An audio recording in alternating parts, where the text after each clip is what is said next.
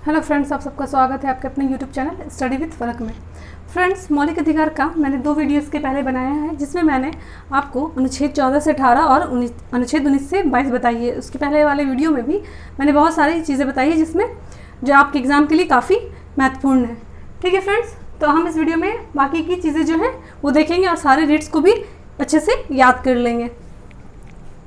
देखिए फ्रेंड्स, सबसे पहले देखते हैं अनुच्छेद 23 से 24, शोषण के विरुद्ध अधिकार। अनुच्छेद 23 से 24 क्या कहता है?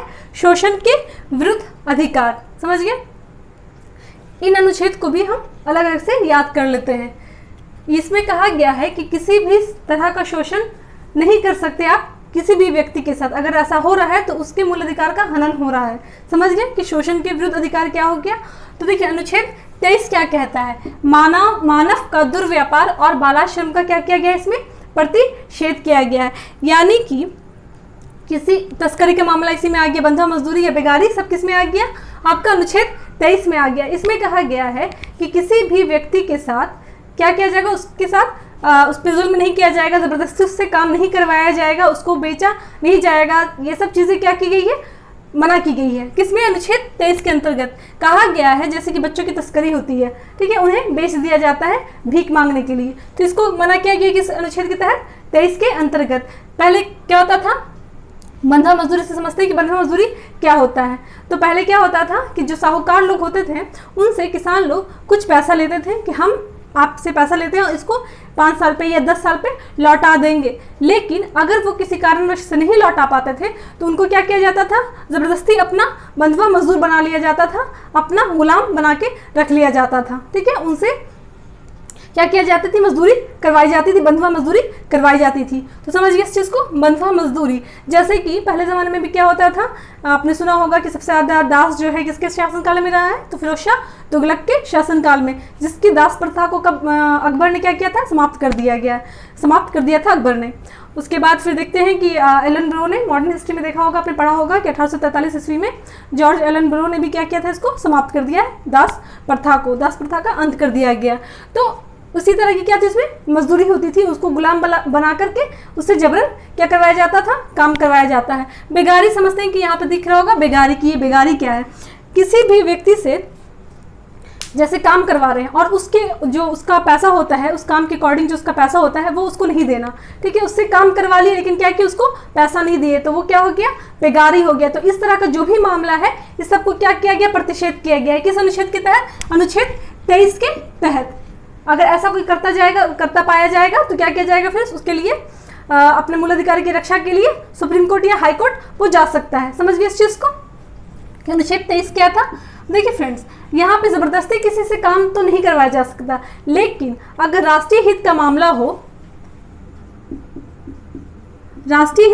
हो तब ज़बरदस्ती काम करवाया जा सकता है। अगर वो देश के हित के लिए हो तब आपसे क्या हो जाएगा? ज़बरदस्ती काम करवाया जाएगा। ठीक है, ये अनुच्छेद 23 के सेकंड में कहा गया है इस चीज़ को कि बंधुआ मजदूरी, बेगारी, तस्करी ये सब प्रतिषेध है। किसी से जबरन आप काम भी नहीं करवा सकते, लेकिन अगर राष्ट्रीय हित का मामला हो तब आपसे क्या होगा? ज़बरदस्ती काम करवाया जा सकता है। समझ गया? अब आता है अनुच्छेद 24। इसमें कहा गया है कि कारखानों आदि में बालकों के नियोजन का प्रतिषेध किया गया है। ठीक है, बालकों से कहने का अर्थ यहाँ पे 14 वर्ष से कम उम्र के बच्चे, यानी कि 14 उम्र से कम उम्र के बच्चों को किसी खतरनाक जगह पे काम नहीं करवा सकते। लाइक जैसे कि आपका कारखाना हो गया, ठीक है, या फिर कालीन फैक्ट्री हो गया, तो ये सब जगह, ठीक है, खादान हो गया, ये सब क्या है? सब क्या है? क्या कहते हैं? नुकसान पहुंचाने वाली जगह है। यहाँ पे क्या हो जाएगा? बच्चों को नुकसान हो सकता है, ठीक है ना, तो खतरनाक जगह है ये सब, तो वहाँ पे क्या किया गया है? मना किया गया है उस चीज़ को। अनुच्छेद किसके अंतर्गत? कि 24 के अंतर्गत। क्वेश्चन एग्जाम में पूछता है कि सबसे ज़्यादा बच्चों को किस जगह पे लगाया जाता है? तो कालीन की फैक्ट्री में बच्चों को सबसे ज़्यादा लगाया जाता है, जिसे क्या किया गया? रोक दिया गया है। समझ गए? यानी कि कोई पटाखे वाली फैक्ट्री हो गई, कारखाने वाली फैक्ट्री हो गई, कारखाना हो गया, कालीन वाली फैक्ट्री हो गई, तो ये सब जगह पे क्या किया गया है? बच्चों को काम करने से रोक दिया गया है। कितने कम उम्र के बच्चों को? तो 14 वर्ष से कम उम्र के बच्चों को ये सब जगह पे काम नहीं करवा सकते आप। समझ गए इस चीज़ को? तो ऐसा किसमें कहा गया है? अनुच्छेद 24 से 14 याद रखेंगे, 10 का क्या है? डिफरेंस है, 24 14। ठीक है, तो 14 वर्ष के कम उम्र के बच्चों को खतरनाक जगह पे नहीं काम के लिए भेजा जा सकता है। समझ गए इस चीज को। अब आता है अनुच्छेद 25 से 28 जिसमें कहा गया धर्म की स्वतंत्रता का अधिकार। किसमें है? तो अनुच्छेद 25 से 28 में। इसमें कहा गया, देखिए, राष्ट्र के लिए का कोई अपना धर्म नहीं होता है। कोई भी व्यक्ति स्वतंत्र है, कोई भी धर्म मानने के लिए किसी को बाध्य नहीं किया जा सकता। कोई भी व्यक्ति धार्मिक कार्य कर सकता है। ठीक है, तो ये सारी चीजें 25 से 28 तक में इन चीजों का वर्णन है। इसको भी हम एक एक करके याद करेंगे। सबसे पहले ये देखते हैं कि अनुच्छेद 25 जो है वो क्या कहता है। इसमें कहता है अंतःकरण धार्मिक कार्य धार्मिक प्रचार रिवाज की स्वतंत्रता। यानी कि अंतःकरण कहने का अर्थ है कोई भी व्यक्ति स्वतंत्र है कोई भी धर्म मानने के लिए। किसी से जबरदस्ती जबरन क्या है, कोई भी धर्म परिवर्तन नहीं करवा सकता जब तक उसकी खुद की स्वेच्छा ना हो। किसी को मजबूर नहीं किया जा सकता किसी भी धर्म को मानने के लिए। अगर वो व्यक्ति स्वयं चाहता है कि वो धर्म को परिवर्तन करे या किसी और के धर्म को माने, किसी और धर्म को अपनाए, तो वो स्वतंत्र है। किसके अंतर्गत? अनुच्छेद 25 के अंतर्गत धार्मिक कार्य करने के लिए स्वतंत्र है। जैसे मंदिर जाना, मस्जिद जाना, पूजा करना, यज्ञ कराना, ये सारी चीजें धार्मिक कार्य जो भी हैं, ठीक है, उसके लिए क्या है, वो स्वतंत्र है। किसके अंतर्गत? अनुच्छेद 25 के अंतर्गत। धार्मिक प्रचार करवाना, धार्मिक प्रचार, जैसे कि बहुत सारे देखते हैं टीवी एडवर्टाइज वगैरह में क्या होता है, ऐड दिया जाता है, प्रचार करवाया जाता है धर्म का, ठीक है ना। तो वो सब के लिए क्या है, स्वतंत्र है कि आप अपने धर्म का प्रचार कर सकते हैं किसी को बिना नुकसान पहुंचाए हुए। किसी को आप नुकसान नहीं पहुंचाएंगे, आप उस टाइम पे प्रचार अपना कर सकते हैं। रिवाज की स्वतंत्रता रखी गई है। रिवाज से एग्जाम्पल लेते हैं, जैसे कि मुस्लिम महिलाओं को हिजाब या नकाब पहनने की क्या है, स्वतंत्रता है। दाढ़ी रखने की स्वतंत्रता है। सिखों को क्या है, कृपान धारण करने की स्वतंत्रता है। पगड़ी रखने की स्वतंत्रता है, ठीक है। पंडित लोगों को क्या टिक वगैरह रखने की स्वतंत्रता है। तो ये सारी स्वतंत्रता, ये सब क्या है, रिवाज है। तो इसको 25 के अंतर्गत रखा गया है, ठीक है। क्वेश्चन पूछता है कि सिखों को कृपान धारण करने की जो स्वतंत्रता है वो किस अनुच्छेद के तहत है। तो अनुच्छेद 25 के अंतर्गत उन्हें क्या है, स्वतंत्रता दी गई है कि वो कृपान धारण कर सकते हैं। अनुच्छेद 25 समझ गए कि अंतःकरण धार्मिक कार्य और धार्मिक प्रचार क्या है। अब आता है अनुच्छेद 26। अनुच्छेद 26 कहता है धार्मिक कार्यों के लिए स्वतंत्रता। मतलब कि आप धार्मिक कार्य कर सकते हैं, जैसे कि मंदिर जा सकते हैं, ठीक है। ये फ्रेंड्स, ये जो था ना 25, ये व्यक्तिगत था और ये सामूहिक है, ठीक है ना। यानी कि समूह में, जैसे कि इसमें धार्मिक कार्य कैसे कर सकते हैं, बहुत सारे ग्रुप में क्या होता है, यज्ञ वगैरह करवाई जाती है, लंगर में खाना खिलाया जाता है, ठीक है।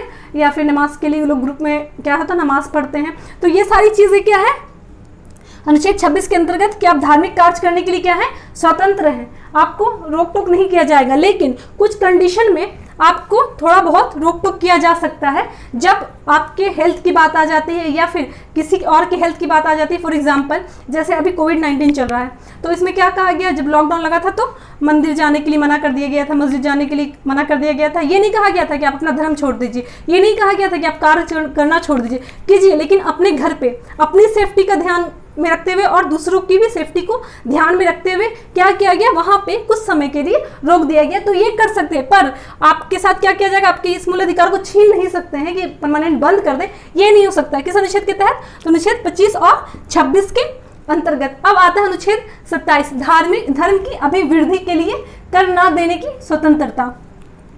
धर्म की अभिवृद्धि के लिए कर न देने की स्वतंत्रता, जैसे कि अगर मंदिर या मस्जिद या कोई भी धार्मिक जगह पे धार्मिक चीज़ों के लिए पैसा धन जमा किया जाता है, तो उस पर क्या होगा, टैक्स नहीं लेगा, वो टैक्स फ्री रहेगा, उसमें टैक्स नहीं ले जाएगा। यानी कि सरकार कोई टैक्स नहीं लेगी धार्मिक चीज़ों के लिए। अगर आपने धन जमा किया है, तो जैसे मंदिर या मस्जिद या किसी भी धार्मिक स्थानों के लिए धन जमा किया गया, तो उस पर कोई टैक्स नहीं लेगा। हाँ, कुछ जगह पे, कुछ धार्मिक स्थानों पे क्या है, वो एंट्री फीस लगती है, लेकिन वो कर में उसका काउंटिंग नहीं होगा। तो किसके अंतर्गत है, अनुच्छेद 27 के अंतर्गत। अब आता है अनुच्छेद 28, सरकारी खर्च से चलने वाली संस्थाओं में धार्मिक शिक्षा नहीं दी जाएगी। यानी कि धार्मिक कार्य के लिए बाध्य नहीं किया जाएगा। जैसे कि कोई संस्था खोली जाती है जो सरकार के खर्च पे खोली गई है, तो उस संस्था में धार्मिक शिक्षा जो है वो नहीं दी जाएगी। यानी कि धर्म की बातें जो है उसमें नहीं की जाएगी, धार्मिक कार्य जो है वो नहीं करवाया जाएगा, क्योंकि उस संस्था में बहुत सारे लोग बहुत धर्म के, बहुत भिन्न भिन्न धर्म के भी क्या है उसमें रहते हैं, उसमें पढ़ सकते हैं, उसमें तो उस तरह से उसमें धार्मिक शिक्षा क्या होगा, नहीं दी जाएगी, यानी कि धार्मिक कार्य करने के लिए क्या होगा, बाध्य नहीं किया जाएगा। किसके अंतर्गत, अनुच्छेद 28 के अंतर्गत। अगर सरकार की खर्च वाली जो संस्था है जिसपे सरकार ने खर्च किया हो, सरकार खर्च कर रही हो संस्था पे, तो वहाँ पे धार्मिक शिक्षा क्या है, नहीं दी जाएगी, धार्मिक कार्य के लिए क्या वहाँ पे बाध्य नहीं किया जाएगा। किसके अंतर्गत आता है, तो अनुच्छेद 28 के अंतर्गत। इस तरह आपका 25 से 28 भी कंप्लीट हो गया धार्मिक स्वतंत्रता के बारे में। ठीक है फ्रेंड्स, अब आता है अनुच्छेद 29 से 30, संस्कृति और शिक्षा संबंधी अधिकार। संस्कृति यानी कल्चर और शिक्षा यानी कि एजुकेशन, यानी कि कल्चर और एजुकेशन के संबंधी जो अधिकार है उसका वर्णन किसमें किया गया, अनुच्छेद 30 में। देखिए फ्रेंड्स, अल्पसंख्यक के हितों की रक्षा किसमें है, अनुच्छेद 29 में। अल्पसंख्यक से मतलब यहाँ पे वैसे व्यक्ति हो जाते हैं जैसे कि जो भाषा में कम हो, भाषा हो गया, जाति हो गया, धर्म हो गया, संस्कृति हो गया, तो इस तरह के जो लोग होंगे, तो इसमें देखा जाता है कि कौन लोग हैं अल्पसंख्यक में, जैसे धर्म हो गया, भाषा हो गया, जाति हो गया, संस्कृति हो गया। तो इस तरह देखा जाता है कि अल्पसंख्यक है कि नहीं, तो क्या होगा, उनके हितों की रक्षा की जाएगी। मतलब कि उन्हें इस सब वजह से, अल्पसंख्यक होने की वजह से उन्हें कहीं एडमिशन नहीं दिया जाए, ऐसा नहीं होगा। जैसे हम समझ लेते हैं इसको एग्जाम्पल से कि कोई स्कूल है, वहाँ पे एडमिशन देने से नहीं रोका जा सकता ये कहकर कि तुम अल्पसंख्यक में आते हो। ठीक है, ऐसा नहीं कहा जाएगा अनुच्छेद 29 के तहत। अगर ऐसा करता हुआ पाया जाएगा तो क्या होगा, उसके लिए भी वो अपने मूल अधिकार के लिए कोर्ट जाएगा और वहाँ अपना न्याय मांगेगा कि मेरे साथ क्या हो रहा है, भेदभाव किया जा रहा है, अल्पसंख्यक की श्रेणी में हमको समझा जा रहा है, इस वजह से मुझे एडमिशन नहीं मिल रहा है। समझ गए इस चीज़ को। एग्जाम्पल के लिए, जैसे कि कोई व्यक्ति है, कोई बच्चा है, स्कूल में एडमिशन लेता है, वो अल्पसंख्यक में आता है। जैसे कि क्लास में बहुत सारे लोग जो हैं वो किसी धर्म के हैं, उसमें एक कोई अलग धर्म का चला जाता है, तो उस वजह से उसको एडमिशन नहीं मिलेगा, ऐसा नहीं होगा। वो किसी भी धर्म का हो, किसी भी भाषा से हो, किसी भी जाति से हो, किसी भी संस्कृति से हो, अल्पसंख्यक में आता हो, तो उसे क्या होगा, एडमिशन मिलेगा, उसे मना नहीं कर दिया जाएगा कि तुम यहाँ नहीं पढ़ सकते हो, ऐसा नहीं होगा। किसके अंतर्गत आता है ये, तो अनुच्छेद 29 के अंतर्गत। अब अनुच्छेद 30 समझ लेते हैं। देखिए फ्रेंड्स, अनुच्छेद 29 और 30 में थोड़ा सा फर्क है। यहाँ कहा गया अल्पसंख्यक अपने शिक्षण संस्थान की स्थापना कर सकते हैं। देखिए, इसमें तो ये था कि अल्पसंख्यक को एडमिशन देने से मना नहीं किया जाएगा, लेकिन अगर वो खुद में उसको खराब फील हो रहा है तब तो वो क्या करेगा, अपने शिक्षण संस्थान की स्थापना खुद कर सकता है, सरकार उसकी मदद करेगा इस चीज़ में। जैसे कि एक क्लासरूम है, वहाँ बहुत सारे बच्चे हैं, बहुत सारे बच्चे जो ऐसे हैं वो हिंदी बोलते हैं, लेकिन उसमें एक बच्चा जो आता है वो इंग्लिश बोलता है, वो हिंदी नहीं जानता है। ठीक है, तो अब क्या होगा, वो वहाँ तो उसको एडमिशन मिल जाएगी अनुच्छेद 29 के तहत, लेकिन उसको स्वयं में क्या होगा, ऑकवर्ड फील होगा, उसे खराब लगेगा कि हम यहाँ पे अकेले हैं। उस टाइम पे वो अपनी क्या शिक्षण संस्थान क्या है उसकी स्थापना कर सकता है। या फिर जैसे कि किसी जगह पे एडमिशन लिया, वहाँ पे बहुत सारे लोग हैं जिनकी क्या है, संस्कृति कल्चर अलग है, और वहाँ पे कोई अलग कल्चर का व्यक्ति आ जाता है, तो उसे क्या होगा, अकेलापन फील होगा, खराब लगेगा कि मैं यहाँ पे अकेला हूँ, बोरियत फील होगी। ठीक है, ऑकवर्ड फील होगा। तब उस टाइम पे वो अपने शिक्षण संस्थान की स्थापना कर सकता है, सरकार उसकी मदद करेगा। किसके अंतर्गत आता है, अनुच्छेद 30 के अंतर्गत। तो 29-30 आप समझ गए। अब आता है अनुच्छेद 31 क्या कहता है। देखिए, अनुच्छेद 31 को मैंने पहले भी बता दिया था, इसमें इसको क्या कर दिया गया, समाप्त कर दिया गया है।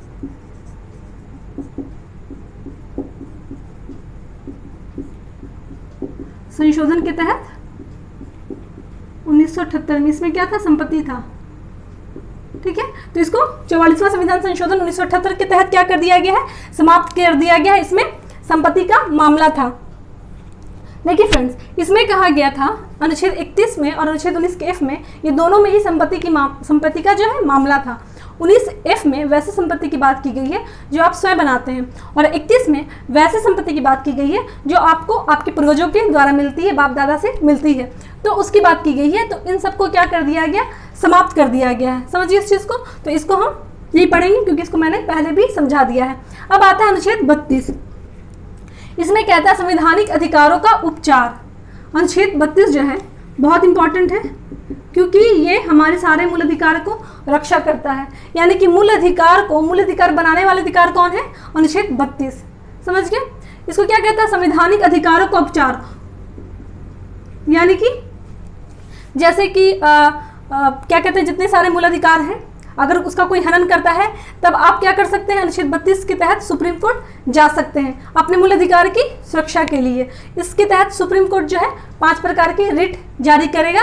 समझ गए इस चीज़ को कि अनुच्छेद 32 क्या था और ये क्यों इंपॉर्टेंट है। अनुच्छेद 32 के बारे में भीमराव अम्बेडकर ने कहा है कि ये संविधान की क्या है, आत्मा है। एग्जाम में इससे भी क्वेश्चन पूछता है आपका कि संविधान की आत्मा किसे कही जाती है, तो किसे कही जाती है, अनुच्छेद 32 को संविधान की आत्मा कही गई है। समझ गए, भीमराव अम्बेडकर ने, अगर भीमराव अम्बेडकर आता है तो भीमराव अम्बेडकर ने संविधान की आत्मा किसे कहा है, तो अनुच्छेद 32 को। देखिए फ्रेंड्स, अनुच्छेद 32 के तहत तो सुप्रीम कोर्ट रिट जारी करता है।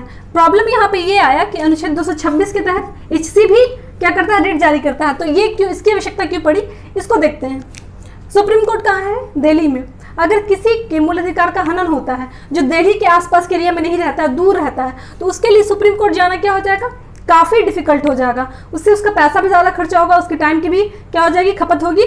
तो इस तरह उसके लिए सुप्रीम कोर्ट जाना क्या है, डिफिकल्ट है। कोई गरीब व्यक्ति है, अब उसको वो नीचे केरला में रहता है, साउथ की तरफ रहता है, और उसे सुप्रीम कोर्ट जाना पड़ेगा अपने मूल अधिकार के लिए, तो उस पर कितना क्या होगा, उस पर बहुत ज़्यादा उसको मुश्किलें आएंगी, समस्याएं होंगी। उस टाइम पे वो क्या करेगा, छोड़ देगा, ठीक ना। तो इसी सब चीज़ों को देख करके, इसी सब समस्याओं को देख करके अनुच्छेद 226 के तहत हाई कोर्ट जो है वो भी रिट जारी करता है, यही से 5 प्रकार का रिट। समझ गए कि एससी और एचसी ये दोनों की क्यों जरूरत पड़ी और ये दोनों किस अनुच्छेद के अंतर्गत रिट जारी करता है।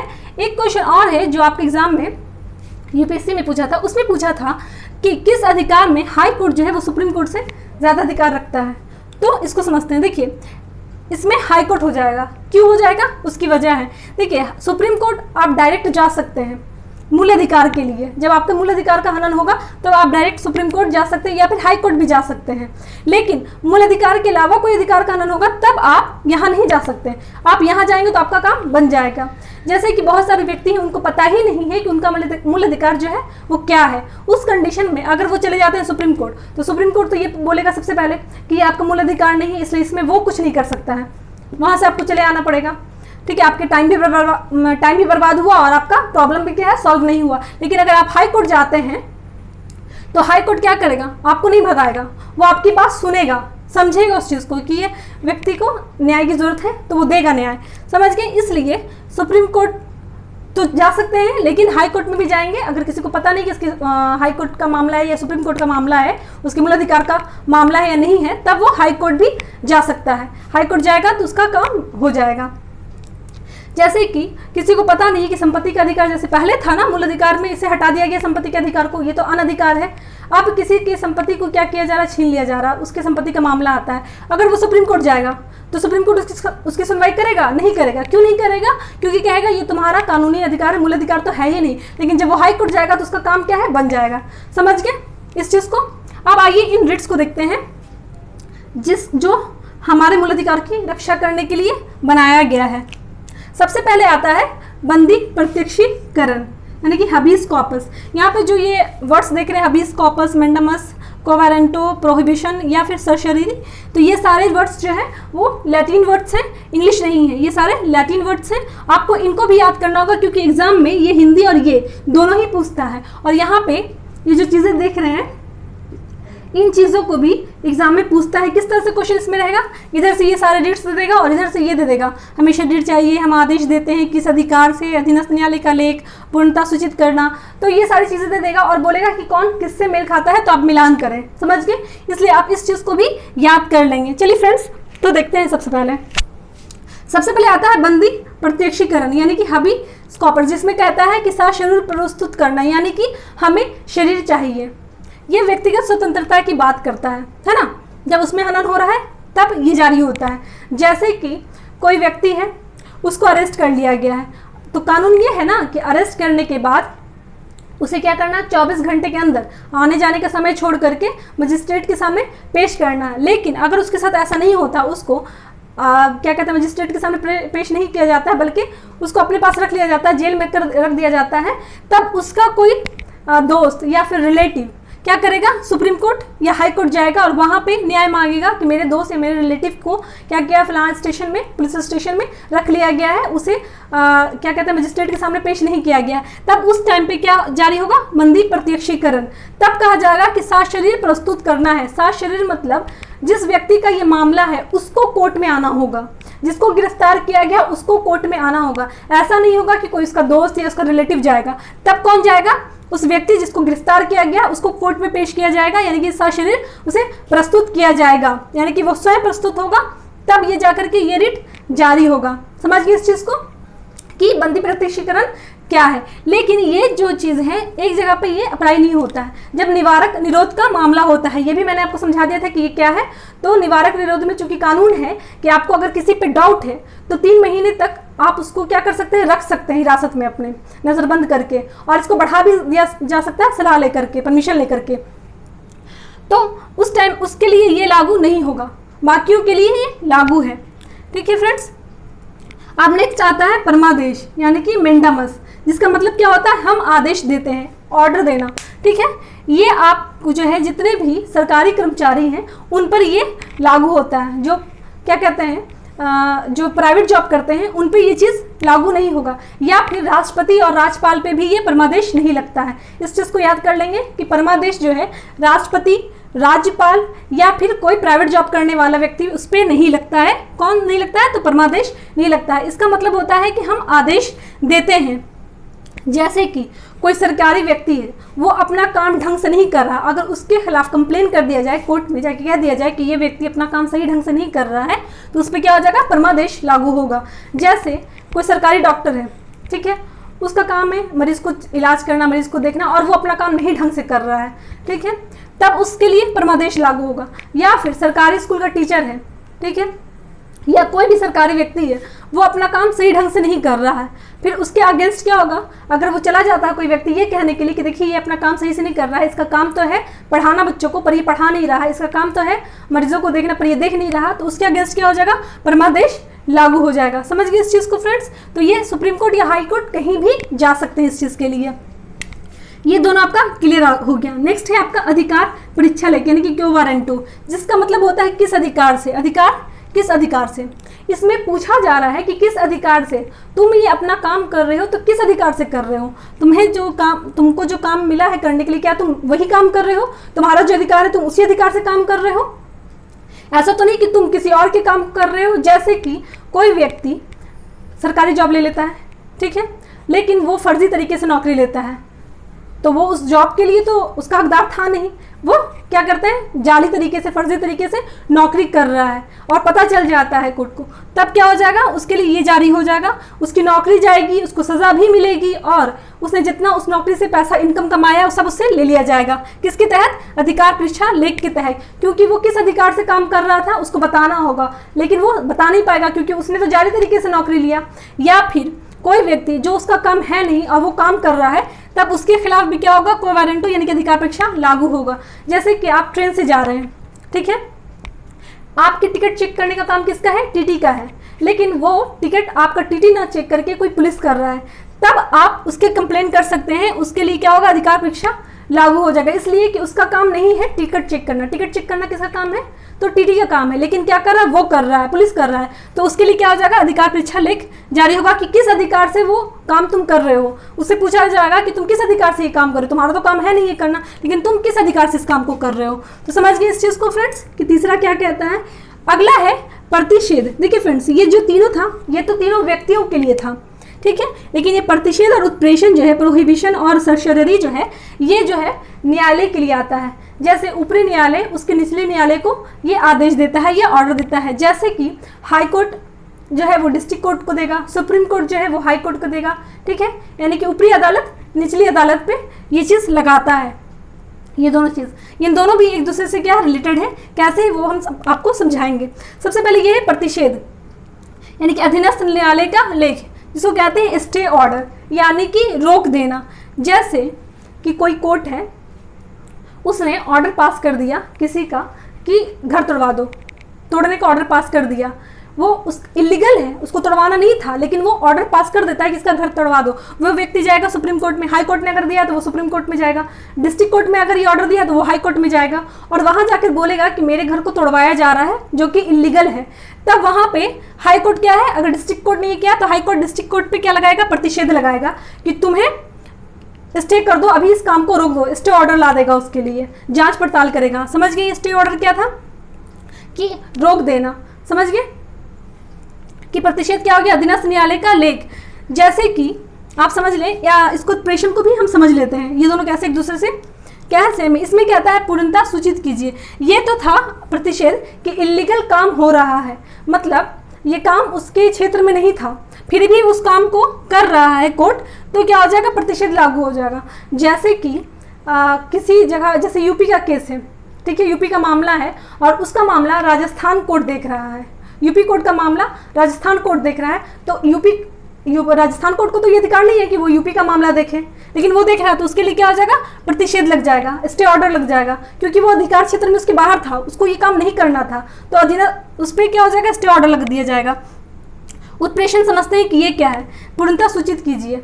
इसमें है कि कर दिया गया हो काम, कोई इलीगल काम को कर दिया गया, कोर्ट ने ऑर्डर दे दिया, उस काम को कर दिया गया, उसके लिए क्या लगेगा, उत्प्रेषण। जैसे कि किसी को फांसी देने का ऑर्डर दिया, ऑर्डर जब दिया तब तो अभी दिया नहीं गया फांसी, सिर्फ ऑर्डर पास हुआ है, तब तो प्रतिषेध कर दिया जाएगा, ठीक है। लेकिन अगर दे दिया गया हो फांसी, तब क्या लगेगा, उत्प्रेषण लगेगा। यानी कि इलीगल काम को कर दिया गया हो, यानी कि डिस्ट्रिक्ट कोर्ट ने कोई ऐसा कानून पास कर दिया है जो इलीगल है या जो उसको करना ही नहीं था, तब उसके लिए क्या लगेगा, उसके ऊपर का जो अदालत है, जैसे डिस्ट्रिक्ट कोर्ट है तो उसके ऊपर क्या हो जाएगा, हाई कोर्ट हो जाएगा, तो हाई कोर्ट उसके लिए क्या लाएगा, सरशरीरी लाएगा, यानी कि उत्प्रेषण लाएगा। समझ गए, यानी कि उस पर कार्रवाई की जाएगी जब वो काम हो गया होगा तो, और ये जब तैयारी में होगा तब प्रतिषेध लाया जाएगा। यानी कि काम प्रोसेस में हो, इलीगल काम प्रोसेस में हो तो प्रतिषेध होगा, लेकिन अगर कर दिया गया हो तब क्या होगा, उत्प्रेषण होगा, सरशरीरी होगा। इस तरह आपका पांचों रिट्स जो है वो मैंने समझा दिया है। तीनों में तो ये था कि व्यक्ति के लिए था, लेकिन ये दोनों क्या था, कोर्ट के लिए था। ऊपरी अदालत निचली अदालत के लिए लाता है ये दोनों चीज, प्रतिषेध भी और उत्प्रेषण भी। इस सुप्रीम कोर्ट है तो हाई कोर्ट के लिए लाएगा, हाई कोर्ट है तो डिस्ट्रिक्ट कोर्ट के लिए लाएगा। समझ गए फ्रेंड्स, तो इस तरह आपका जो ये टोटल मौलिक अधिकार था कंप्लीट हो गया, जिसमें मैंने सारे रिट्स भी बता दिए और शोषण के विरुद्ध अधिकार का कानून, ये धर्म की स्वतंत्रता का अधिकार, तो संस्कृति और शिक्षा संबंधी अधिकार, ये सारी चीज़ों को क्या किया मैंने इसमें बता दिया है। अगर आपने वीडियो अच्छे से देखा है तो आपको सारी चीज़ें याद भी हो गई होगी, रेट्स में जो डाउट होंगे वो भी क्लियर हो गए होंगे। ठीक है फ्रेंड्स, अगर आपको ये मेरा वीडियो अच्छा लगा तो इसे लाइक कीजिएगा, ज़्यादा से ज़्यादा शेयर कीजिएगा, मेरे चैनल को सब्सक्राइब कीजिएगा और बेल आइकन प्रेस कर दीजिएगा ताकि मेरे आने वाले वीडियोज़ की नोटिफिकेशन जो है वो आप तक पहुँच सके। मिलते हैं फिर नेक्स्ट वीडियो में। Thank you.